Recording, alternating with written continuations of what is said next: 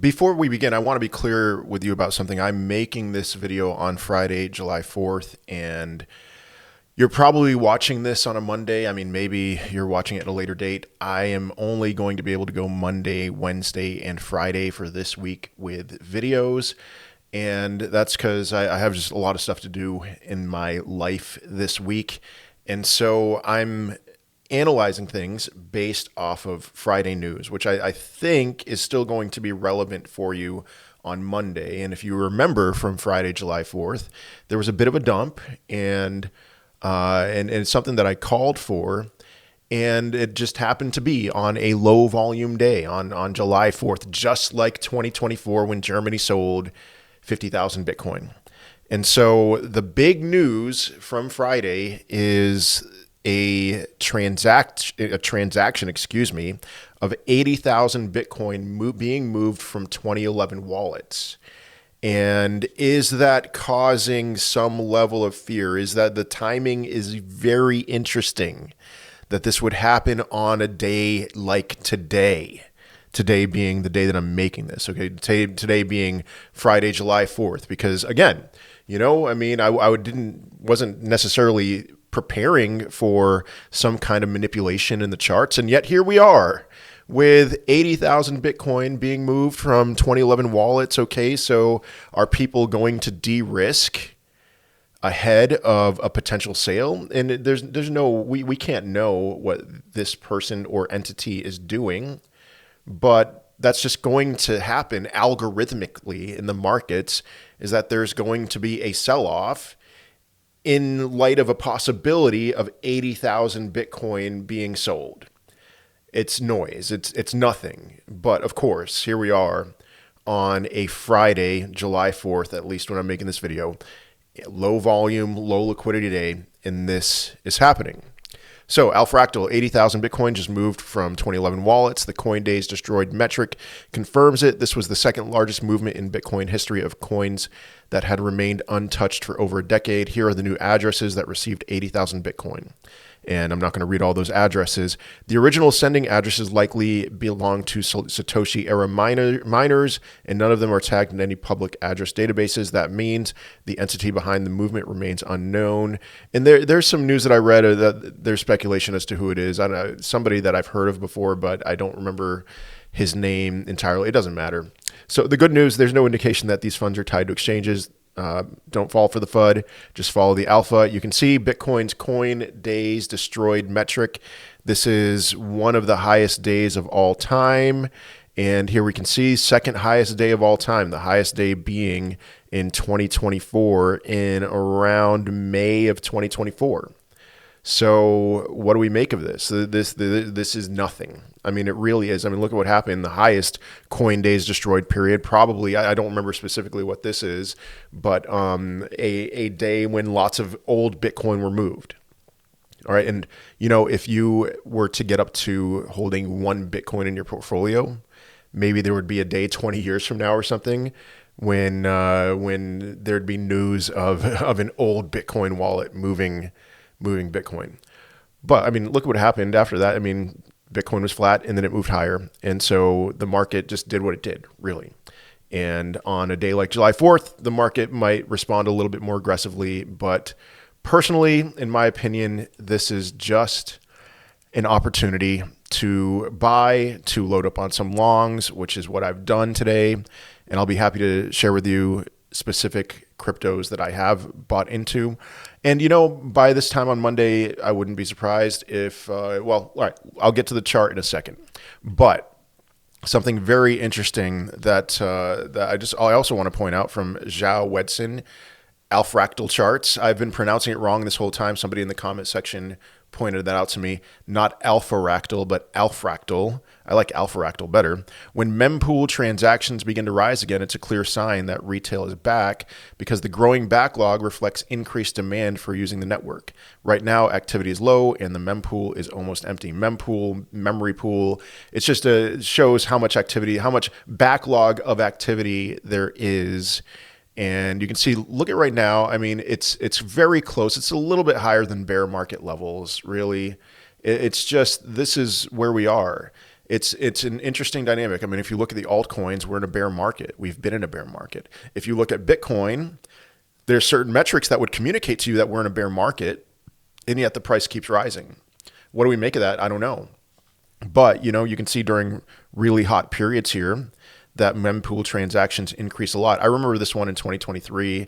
There was some sketchiness with people backlogging things intentionally with images and stuff like that. It's not even necessarily worth getting into, but just a confirmation to me that I've started doing something recently that I never in a million years thought that I would do, which is I've been buying Bitcoin. I've been buying other things, but I've been adding to my stack of Bitcoin. And when would I sell? Well, if we were to just dump and go into full-blown bear market territory right now, I would not sell. When would I sell? Would I sell anywhere between $100,000 and $200,000? No, absolutely not. I would sell if we went parabolic. I'd sell some. I would not sell all of my Bitcoin, but I would sell some. If we just went up in a straight line, eventually that pressure on me to sell would be too significant that yes, I would sell. So I'm stacking right now. I cannot believe it. I stacked pretty much between $15,000, $16,000 and $30,000, in the last bear market. But I'm stacking now. And this is a confirmation to me that I think it's going to have worked itself out, that I have decided to continue stacking again. Amazing. I'm blown away by it. So Bitcoin mempool bytes, you can see very low, very similar to, well, interesting. I mean, similar to, this point in 2021 when we did reach $69,000, but very different from that time that we rose to 70,000. That was probably the most euphoristic time between 2022 and now, but it wasn't anywhere near on par with what we saw in 2021 or 2018. So, interesting stuff to pay attention to. Again, I'm long right now. I've opened some longs. I closed a short. I have one short open, just in case, a short on Polkadot, which I just think is trash. So I'm happy to keep that short open. If I just lose on that trade, so be it. It's kind of my hedge. But another thing, this is going to be more of an economic thing that I want to talk about. Now, this picture, this infographic, whatever you want to call it, the one big beautiful bill puts America first. It talks about all the positives with the one big beautiful bill. I'm never in favor of something that's going to add to raise the debt ceiling by $5 trillion. I think that's absurd. I think that it is sacrificing the future in favor of today. But I hope you hear those words from me. In favor of today. Sacrificing the future, yes. In favor of today. So what does that mean? That means that this should be very bullish for us before eventually causing a lot of pain. Perhaps a 1999 scenario, which I know I've been talking about a lot, but perhaps a 1999 scenario where we have a blow off top and then the crows come home to roost. That's my feel on what I've read as far as, okay, this is a very positive, some would say propaganda post talking about all the benefits for the one big beautiful bill, which passed in the Senate and the House. And the only way it would get denied is if Donald Trump vetoed it, which would be insane because he's the one pushing it. So, okay, it delivers the largest tax cut in history for middle and working class Americans, bigger paychecks of $10,000, more in annual take-home pay for families, no tax on tips, overtime Social Security, no tax on middle America auto loans, protects 2 million family farms from punitive double taxation, permanent increases to the child tax credit supporting over 40 million families. That increased the child tax credit from $2,000 to $2,200. So I'll pay less on taxes for my 7 kids. That sounds good to me.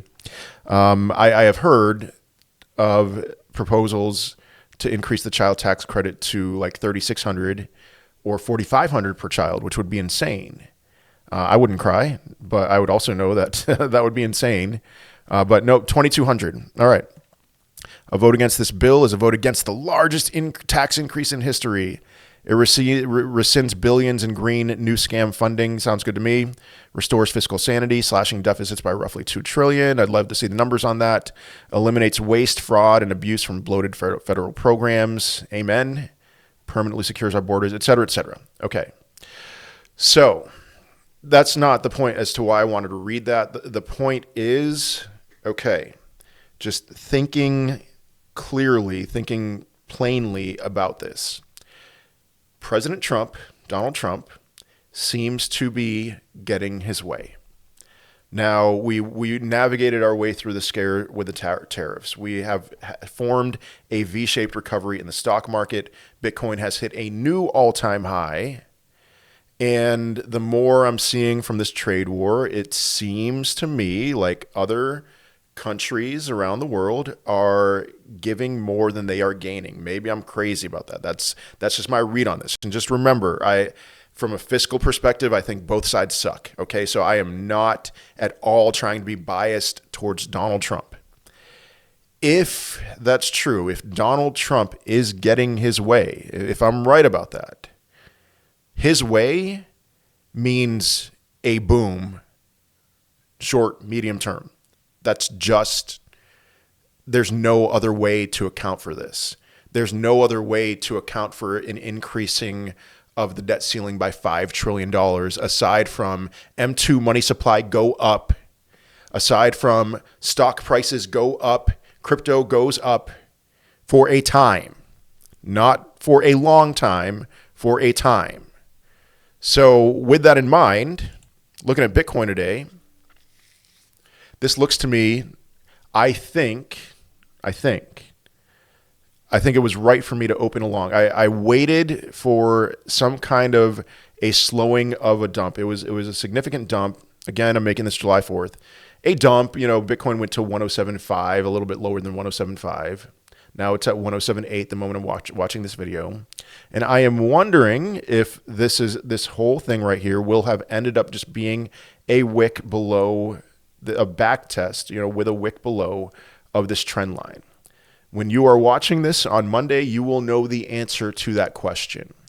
And if that is the case, that this was just a back test, and who knows, maybe we'll get other back tests here.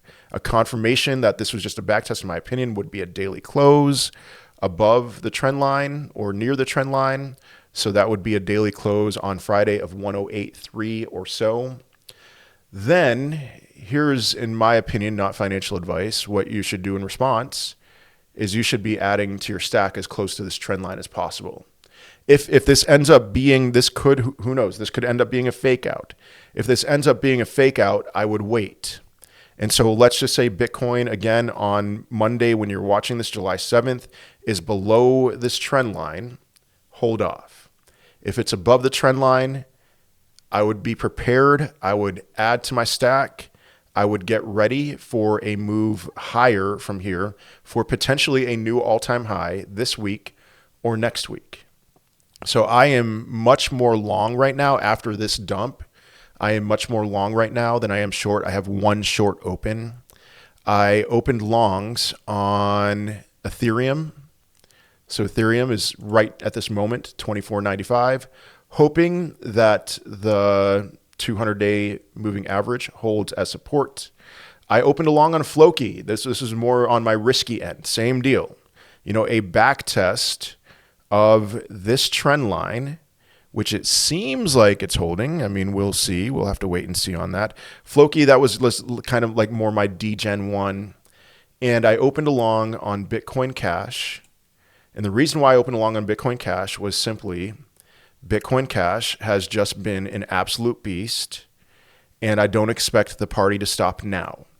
And considering the fact that it is red 2 days in a row, and that its peak, its local top here was 525, now it's at 486, this seems to me like a good entry on a cryptocurrency that has been holding up a lot better than a lot of other cryptocurrencies. Now, I did do some spot buys. I bought some PopCat. I did that on July 3rd. That's down from where I bought it, but same deal. I was just looking at this as kind of, break through the downtrend. Looks like it's in a little bit of an uptrend now. I would expect a slow climb from here. We'll see. So another potential degen play on that. But I know most of you were watching this on Monday. Just whatever the case, you're probably watching it at a much better time. If you were to watch this on the day that I'm making it, you'd be risking more. But if you're watching this on Monday and you are seeing the results of everything that I'm talking about here, and you are seeing Bitcoin hopefully having held this trend line, then not financial advice. You know what to do. At least you should. And don't be too afraid to do it, honestly. So, anyway, that's the game plan for now. That is all I have for today. I hope you had a great weekend and a wonderful start to your week. And I will be back with another video on Wednesday. So I hope you have a wonderful day, wonderful rest of your week, and I will see you in another video. Peace.